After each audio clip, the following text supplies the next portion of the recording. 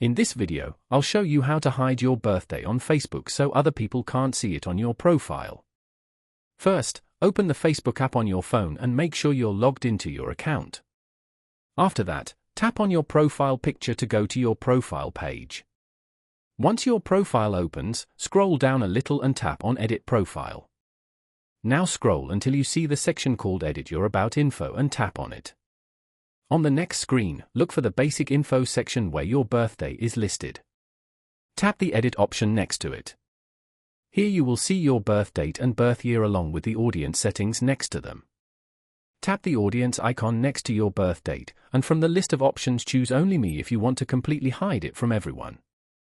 You can also set the birth year to Only Me if you don't want people to see your age. After selecting your preferred privacy option, tap Save to apply the changes. Once this is done, your birthday will no longer be visible to other people on your profile. This is a simple way to keep your personal information more private on Facebook.